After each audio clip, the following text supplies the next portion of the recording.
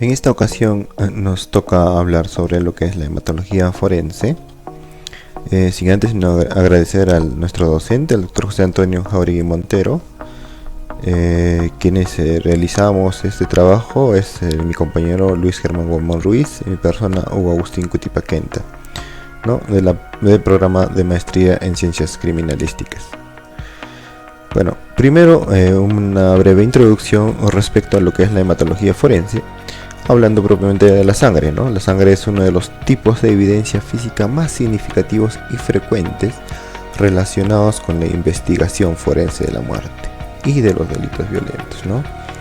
Además, es importante realizar la identificación y la individualización de la sangre humana, ¿no? Esta se une a la disciplina del análisis de patrones de manchas de sangre, ¿no? Y esta se centra en el análisis del tamaño, además de la forma y distribución de manchas de sangre, las cuales son resultantes de eventos de derramamiento de sangre como medio para determinar los tipos de actividades y mecanismos que las produjeron.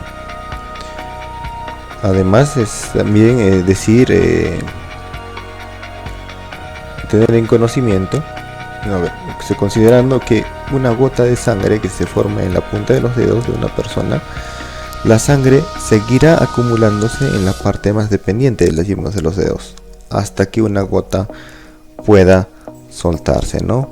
Entonces, esto nos da a entender lo que es de acuerdo a la primera, con el acuerdo de la primera ley de movimiento de Newton, donde dice: en ausencia de la influencia de una fuerza neta, un cuerpo en reposo permanece en reposo, y un cuerpo en movimiento permanece en movimiento a una velocidad constante, en línea recta o velocidad constante, ¿no?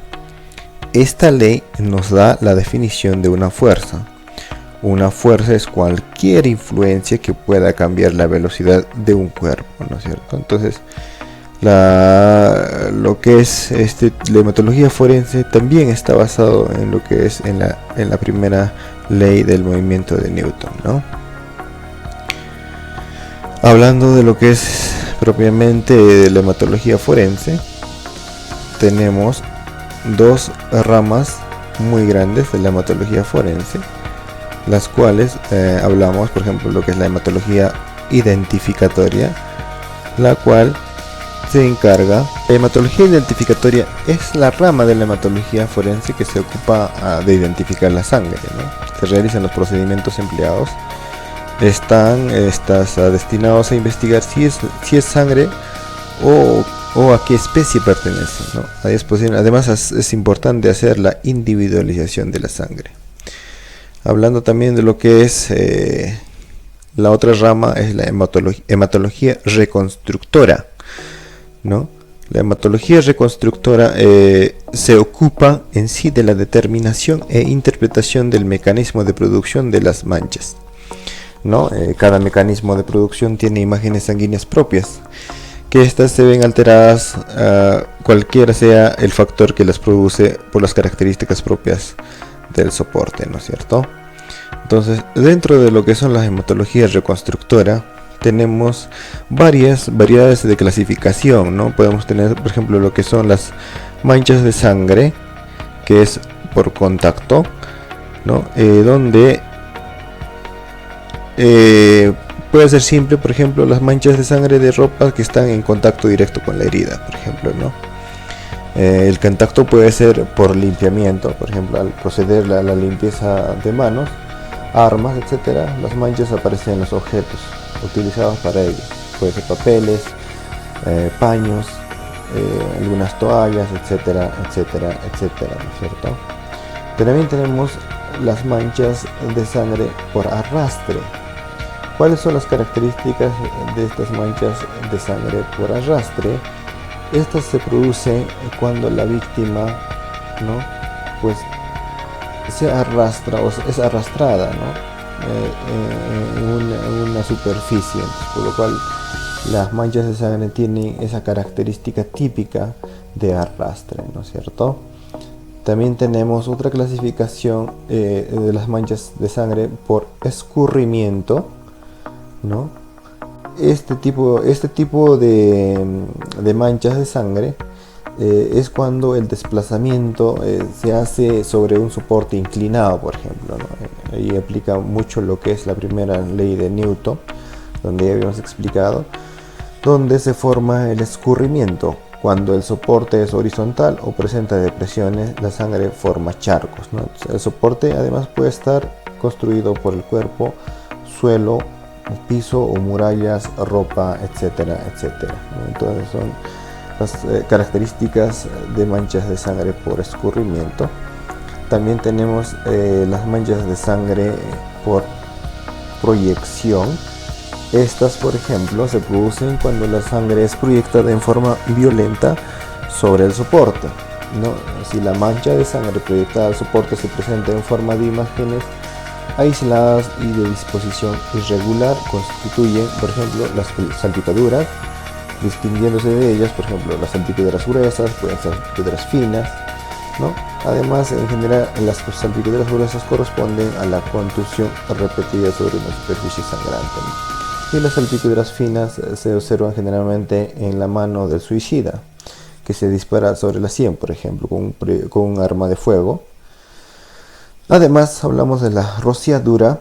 Esta se produce cuando la fuente productora se desplaza linealmente frente al soporte, ejemplo, heridas arteriales, inmovilizaciones de segmentos corporales o armas ensangrentadas, las cuales nos pueden dar estas características de manchas de sangre por proyección. Tenemos también las manchas de sangre por goteo. Esta es simplemente el goteo puede ser de una altura determinada y se produce al caer la gota sanguínea desde la fuente productora hasta el soporte, impulsada pues por la fuerza de la gravedad. Las imágenes producidas tomarán características especiales de acuerdo a la altura que se haya producido el goteo, ¿no? Además, al desplazamiento y las detenciones del herido y las inclinaciones del soporte también es muy importante para determinar las características. A medida que la fuente productora se va alejando del soporte, ¿no? O en este caso la superficie, la forma de la gota sufre variaciones progresivas en su contorno, ¿no? Entonces, de muy poca altura el contorno es regular. A medida que se aleja, el contorno se va haciendo muy irregular, ¿no? Luego presenta pues salientes en forma de rayos y posteriormente se aprecia rodeada de gotas secundarias, ¿no? Pueden ser pequeñas gotas satélites que se pueden encontrar próximos a la gota principal. Además, el desplazamiento del herido produce un contorno especial que se acentúa con la velocidad. Además, la gota aparece de forma ovalada o con digitaciones, que le dicen patas de oso, que es comúnmente llamado, que se acentúa transformándose en proyección, ¿no? Esas son las características típicas de por goteo.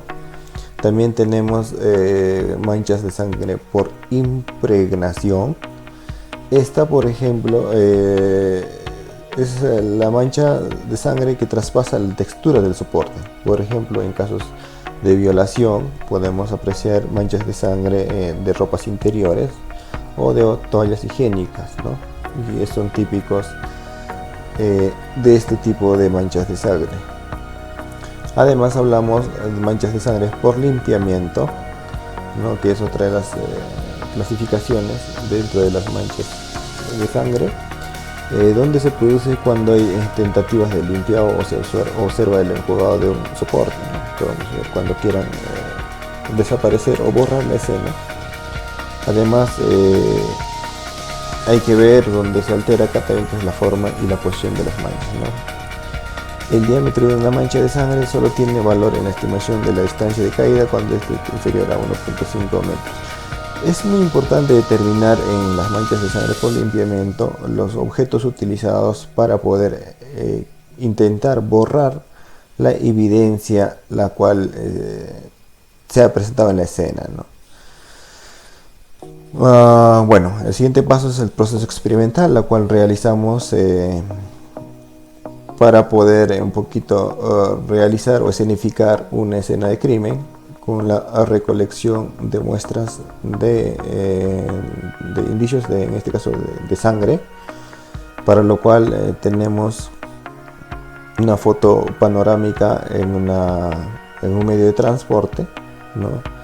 En foto de acercamiento vemos una mancha de sangre, ¿no?, por contacto, ¿no?, justamente en la manija del carro, ¿no?, la cual se fotografía y se toman las muestras correspondientes. Tenemos una mancha de sangre impregnada, en este caso en un objeto punzocortante, un cuchillo, en foto panorámica y en foto de acercamiento, ¿no?, que tenemos ahí. Tenemos otro que es una mancha de sangre por limpiamiento, la cual podemos observar una toalla, la cual se ha querido borrar la evidencia, como le habíamos comentado anteriormente. Y en foto de acercamiento tenemos ¿no?, claramente las características típicas de manchas de sangre por limpiamiento. Ahí tenemos un tipo de mancha de sangre por salpicadura, ¿no?, en la pared. Es una foto panorámica y una foto de acercamiento, como vemos la típica manchas de sangre por salpicadura. Tenemos también manchas de sangre por goteo de foto panorámica, y de acercamiento vemos las características típicas de una mancha de sangre por goteo, ¿no?, a corta distancia en este caso. Se hace la recolección de los elementos de materia de prueba y posteriormente se hace el secado respectivo y el lacrado y rotulado de elementos de materia de prueba en sobres correspondientes. Se realiza el llenado de cadena de custodia respectivo para su traslado hasta el laboratorio, donde se realizan los exámenes correspondientes.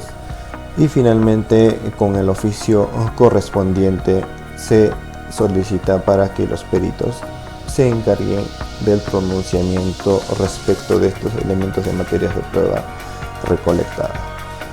Bueno, eso ha sido un poco de todo el trabajo, la cual hemos tratado de escenificar, y un poco de la parte teórica, la cual le hemos dado una breve introducción respecto a este tema. Muchísimas gracias.